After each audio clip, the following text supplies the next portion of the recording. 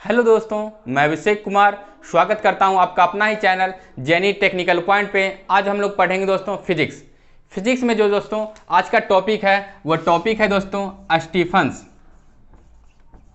Stephen's का नियम। यह बोल सकते हैं आप दोस्तों कि लॉ ऑफ स्टीफन्स का नियम क्या है। स्टीफन्स का नियम क्या है, इसके बाद हम लोग देखेंगे दोस्तों ऊष्मा उत्सर्जन का प्रथम नियम, ऊष्मा उत्सर्जन का द्वितीय नियम, या इसी में देखेंगे दोस्तों क्या ऊष्मा संरक्षण के सिद्धांत पे प्रथम नियम कार्य करता है या दूसरा नियम कार्य करता है, इस पे आधारित कौन सा नियम है, इसके बारे में भी हम लोग डिटेल से जानेंगे। उससे जानने से पहले हम लोग को जानना पड़ेगा दोस्तों स्टीफन्स लॉ। स्टीफन साहब ने अपने नियम में क्या कहा है। तो स्टीफन साहब इस नियम को कहा है दोस्तों कि इस नियम के अनुसार, इस नियम के अनुसार, यह जो नियम है यह नियम के अनुसार क्या कहते हैं, स्टीफन साहब ने क्या कहते हैं। तो इस नियम के अनुसार बोला गया दोस्तों यदि कोई वस्तु में इकाई क्षेत्रफल में, यदि कोई वस्तु इकाई क्षेत्रफल इकाई सेकेंड में उत्सर्जित ऊष्मा विकिरण परम तापमान के चतुर्थ घात के समानुपाती होता है। समझ रहे हैं, यानी कि इकाई क्षेत्रफल, ये मान लेते कोई भी क्षेत्रफल, यहाँ का कोई भी एरिया हम लोग मान लेते हैं, इकाई क्षेत्रफल इकाई सेकंड में मान लेते हैं ये मेरा ये क्षेत्रफल है, और इकाई सेकंड में उत्सर्जित ऊष्मा इसी वस्तु के परम तापमान का चतुर्थ घात के समानुपाती होता है। यानी कि दोस्तों आपका हो जाएगा Q/AT मतलब अभी समझा देते हैं दोस्तों, समानुपाती T के पावर 4, ये आपका कहा जा रहा है। अब यहाँ पे AT क्या है, आपका क्वेश्चन हो जाता है दोस्तों कि AT क्या है। तो AT हो गया दोस्तों आपका, जहां AT अब्सोल्यूट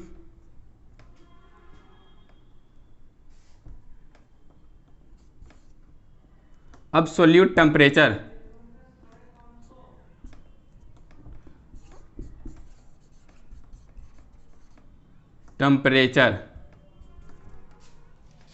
ओके फ्रेंड्स। अब यहाँ पे T क्या है, Q क्या है, समझ रहे हैं। तो अभी बताए थे दोस्तों कि इकाई क्षेत्रफल में इकाई सेकंड में, इकाई क्षेत्रफल बटे सेकंड अब्सोल्यूट टेम्परेचर, समझ रहे हैं, के चतुर्थ घात के दोस्तों क्या होगा, घात चतुर्थ होगा दोस्तों, के समानुपाती होता है। अब दोस्तों ये आपका ये तो बन गया, स्टीफन्स नियम ने अपना नियम यही दिया। अब इसके अनुसार दोस्तों यदि हम लोग क्या करेंगे, समानुपाती हटाएंगे, तो समानुपाती यदि हम हटाएंगे तो इसके जगह पे हम कुछ भी लिख सकते हैं। कुछ क्या लिखेंगे दोस्तों, यदि समानुपाती हटाएंगे तो इसके जगह इक्वल टू लिखते हैं। इक्वल टू लिखने के बाद ये आपका क्या है, सिग्मा है और T/4। ओके फ्रेंड्स, अब देखिए ये सिग्मा, अब सिग्मा का मान क्या होता है, क्वेश्चन ये आ जाता है कि अब सिग्मा का मान क्या होता है। तो अब दोस्तों सिग्मा का मान हम लिख दे रहे हैं, जैसे ये सिग्मा हो गया, सिग्मा। ओके फ्रेंड्स, जैसे ये दोस्तों आपका क्या हो गया, सिग्मा, या आप बोल सकते हैं दोस्तों इसको कि स्टीफन, ये क्या है दोस्तों, कांस्टेंट है, ये आपका कांस्टेंट है ना, यानी कि स्टीफन नियतांक दोस्तों। ओके फ्रेंड्स, तो ये जो आपका स्टीफन नियतांक हो गया, तो यानी कि सिग्मा का मान, अब हम लोग जानते हैं दोस्तों इसका मान, सिग्मा का मान क्या होता है। सिग्मा का मान होता है दोस्तों आप लोग का 5.67 इंटू 10 के पावर -8, यहाँ पर स्पेस नहीं है तो यहाँ लिख देते हैं दोस्तों, watt meter minus 2 into kelvin, kelvin minus 4 दोस्तों। ये आपका सिग्मा का मान होता है। कभी कभी एग्जाम में क्या दोस्तों डायरेक्ट पूछ देता है कि सिग्मा का मान क्या होता है, वैल्यू क्या होता है सिग्मा का। तो ये आपको याद रखिएगा, बहुत अच्छा दोस्तों कि आपका क्वेश्चन आराम से यहीं पे सॉल्व हो जाएगा यदि आपको सिग्मा का मान है। दोस्तों सिग्मा का मान बहुत बार क्वेश्चन में पूछ दिया जाता है। अब दोस्तों यहाँ से यदि हम सिग्मा बराबर पूछ दिया कि सिग्मा, यहाँ पे क्या है सिग्मा बराबर यदि आप निकालना चाहें तो देखिए क्या निकलेगा दोस्तों, समझ रहे हैं। सिग्मा बराबर आप निकालिएगा तो क्या हो जाएगा, ये आपका सिग्मा हो गया। अब देखिए ये गुणाम है तो कहाँ चला जाएगा, ये भाग में, यानी कि इसके साथ आपका क्रॉस में चला जाएगा। तो Q by AT into T power 4। Okay friends, यदि हम इसको समीकरण 1 मान लें। ओके फ्रेंड्स, अब यहां से एक क्वेश्चन आ आता है, एक क्वेश्चन ये आता है कि इसका SI यूनिट, ये जो है जो सिग्मा का SI यूनिट होता क्या है। तो हम आपको बता दें कि सिग्मा का SI यूनिट होता क्या है। ये आप जान सकते हैं दोस्तों कि सिग्मा का SI यूनिट होता क्या है। तो SI यूनिट क्या होगा, तो Q हो जाएगा आपका जूल प्रति सेकेंड, जूल प्रति सेकेंड इंटू जूल प्रति सेकेंड इंटू और मीटर स्क्वायर, ये हो जाएगा आपका टेम्परेचर का केल्विन के पावर 4। ओके फ्रेंड्स, अब देखिए, अब हम लोग क्या जानते हैं, जूल बटे सेकेंड को हम लोग क्या बोलते हैं, जूल बटे सेकेंड। इधर हम लिख देते हैं दोस्तों साइड में, जूल बटे सेकेंड।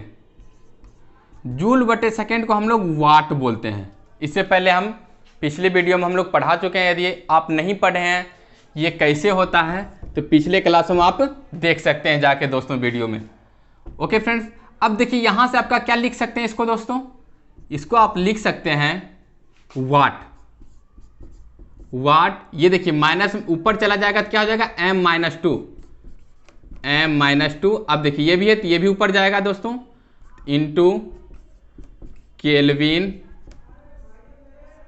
पावर -4। ये आपका दोस्तों ये हो गया SI यूनिट। ओके फ्रेंड्स, अब लोग हम इससे आगे हम लोग देखते हैं। जैसा दोस्तों समीकरण 1 में हम लोग देखे थे कि इकाई सेकेंड में इकाई क्षेत्रफल इकाई सेकेंड में उत्सर्जित ऊष्मा, यदि इस बार उत्सर्जित ऊष्मा हम E मान लें, क्या मान लें दोस्तों, यदि हम उत्सर्जित ऊष्मा क्या मान लें, E मान लें। तो इससे पहले इक्वेशन फर्स्ट इक्वेशन में देखे थे, जिसको हम फर्स्ट इक्वेशन माने थे, वो देखे थे Q बाय आपका AT इक्वल टू आपका हो जाता था दोस्तों सिग्मा T के पावर 4। ये आपका इक्वेशन फर्स्ट में हुआ था।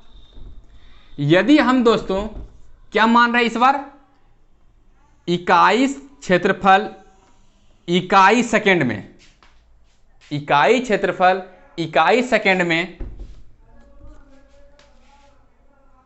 इसी को हम लोग E मान लिए। इकाई क्षेत्रफल इकाई सेकेंड में जो ऊष्मा उत्सर्जित होता था दोस्तों, उसको हम लोग E मानते हैं। यदि E मानते हैं तो क्या होता है मेरा, क्या हो जाएगा दोस्तों, इसके जगह हम लोग क्या रख दिए, E रख देंगे। E रख दिए, E इक्वल टू आपका सिग्मा T के पावर 4 हो जाएगा, यही हो जाएगा ना। इसके जगह हम लोग क्या रख दिए दोस्तों, E रख दिए, तो E हो गया E equal to sigma T के पावर 4। तो ये आपका इक्वेशन 2 हो गया दोस्तों। ये आपका इक्वेशन 1 था, ये आपका इक्वेशन 2 हो गया। अब दोस्तों यहां पे एक सवाल आता है, यदि क्वेश्चन में आपको दे दे, यदि T का मान, क्या दोस्तों, यदि T का मान हाफ गुनी कर दें, यदि t का मान हाफ गुनी कर दें, यानी कि क्वेश्चन में इस तरह आ जाए, यदि t का मान, यानी कि t इजकल टू, डायरेक्ट इस तरह भी लिख सकते हैं, t इजकल टू हाफ हो तो e कितनी गुनी हो जाएगी, यानी कि t हाफ गुनी हो जाए, यदि t हाफ गुनी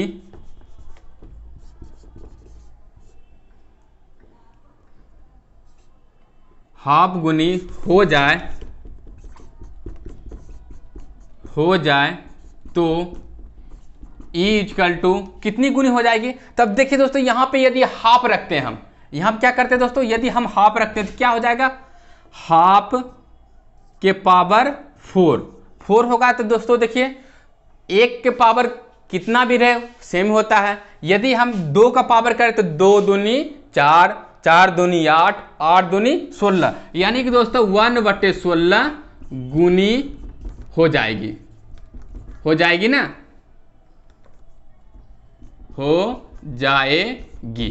ओके फ्रेंड्स, यदि यहीं पे क्वेश्चन में बोल दे हाफ गुनी ना करके दोस्तों, यदि क्वेश्चन में बोल दे यदि t इजकल टू 2 गुनी, दोगुनी हो तो t इजकल टू दोगुनी हो तो e इजकल टू क्या कितने गुनी हो जाएगी, तो e इजकल टू बताइए दोस्तों क्या हो जाएगी, 16 गुनी हो जाएगी, 16 गुनी हो जाएगी। ओके फ्रेंड्स, इस तरह से आपका क्वेश्चन आगे पूछ सकता है, समझ रहे हैं। यदि इस बार बोल दे t इजकल टू 3 गुनी, तो क्या हो जाएगा दोस्तों, आपका ये e इजकल टू हो जाएगा 81 गुनी। देखिए 3 तिया 9 और 9 तिया 27, 27 तिया 81, मतलब 4 बार करना है ना। देखिए ये पावर 4 का मतलब क्या है, 4 बार गुना करना है, समझ गए दोस्तों। इस तरह आपका ये था दोस्तों स्टीफंस का नियम, ये आपका समाप्त हो गया। अब हम लोग देखेंगे दोस्तों कि ऊष्मा गति का प्रथम नियम। ओके फ्रेंड्स, हम इसे क्लीन कर दे रहे हैं, हम समझ रहे हैं कि आपको समझ में आ गया होगा दोस्तों। नेक्स्ट आप लोग हेडिंग डाल लीजिए दोस्तों, ऊष्मा गति का प्रथम नियम, या आप बोल सकते हैं दोस्तों first law of thermodynamic. Okay दोस्तों, अब हम स्टार्ट करते हैं। ये जो ऊष्मा गति का प्रथम नियम है, इसमें दोस्तों आपको बोला जाता है क्या, जब किसी वस्तु में ऊष्मा दी जाती है तो वह ऊष्मा 2 तरह से ग्रहण करती है। जब किसी वस्तु में ऊष्मा दी जाती है तो वह जो ऊष्मा को ग्रहण करता है वह 2 तरह से ग्रहण करता है। नंबर 1, जब किसी वस्तु या यानी कि जब किसी वस्तु में ऊष्मा दी जाती है तो वह 2 तरह से नियम को ग्रहण करती है दोस्तों ऊष्मा को। पहला, पदार्थ को आंतरिक ऊर्जा में वृद्धि करके, लिख सकते हैं दोस्तों, पहला पदार्थ के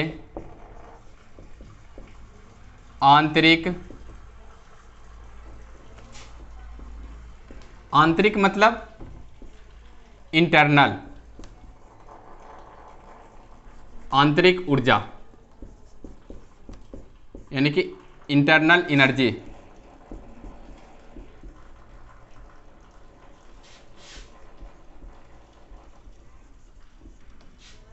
में वृद्धि करके, इसे आप शॉर्ट में लिख सकते दोस्तों। ओके फ्रेंड्स, या दूसरा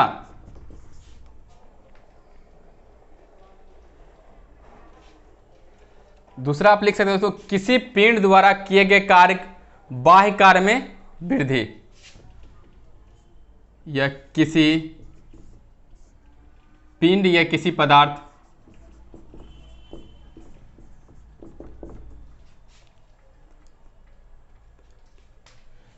पदार्थ द्वारा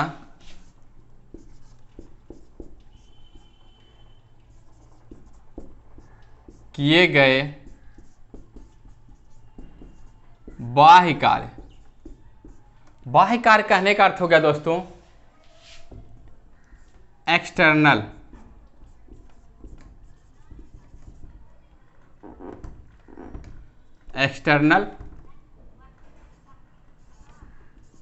एक्सटर्नल वर्क, जिसे हम लोग W से दिखा देते हैं दोस्तों, W से।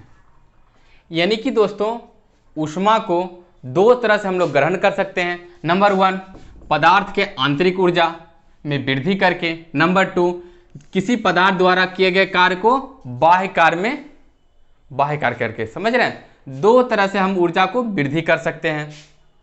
क्लियर हो गया है हम लोग का।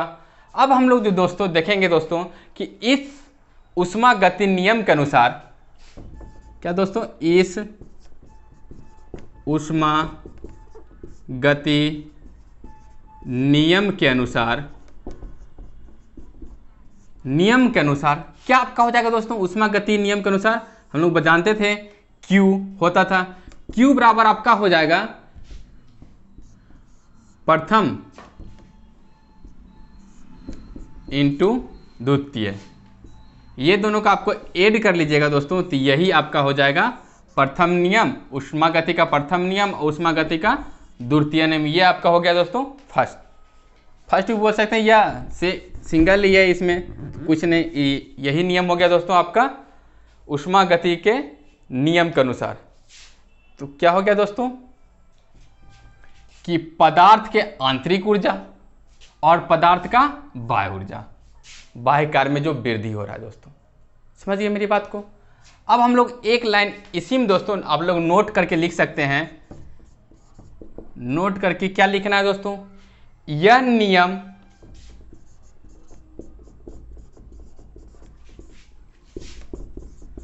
ऊर्जा संरक्षण सिद्धांत पर आधारित है। इसमें ज़्यादा क्वेश्चन नहीं पूछे जाते हैं, इससे ज़्यादा क्वेश्चन आते नहीं हैं, इसलिए शॉर्टली में ये क्लियर हो गया दोस्तों। यह क्या नियम दोस्तों? यह ऊर्जा के संरक्षण नियम पे ही आधारित है। ऊर्जा का संरक्षण नियम क्या है?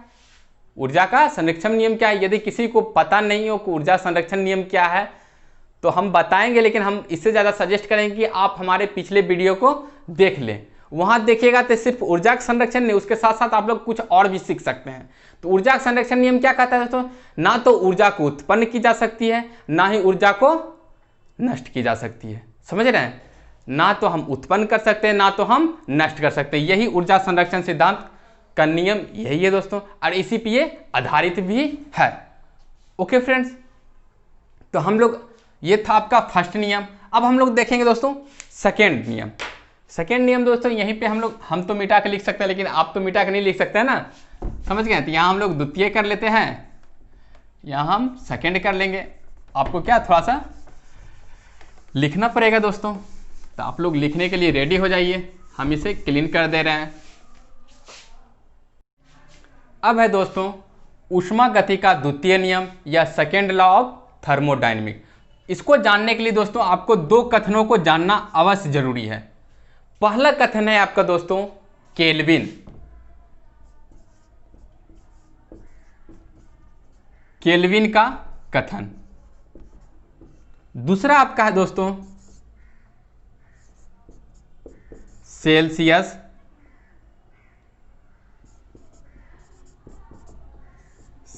का कथन।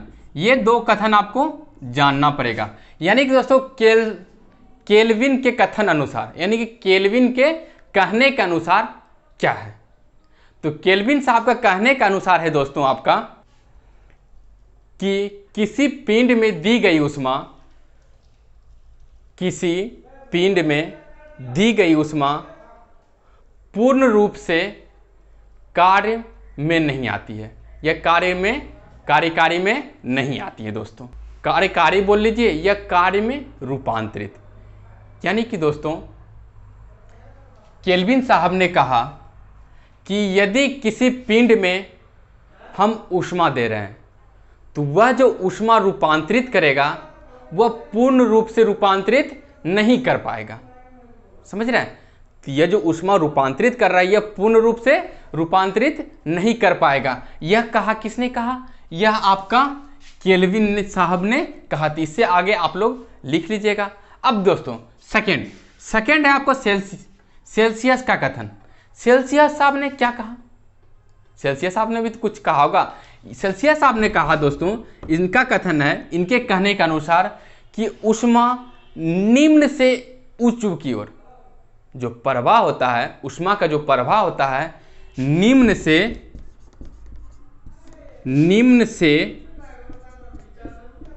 यानी कि निम्न तापमान से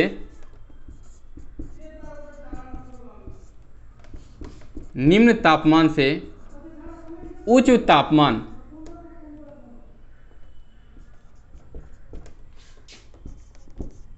की ओर नहीं हो सकती है, नहीं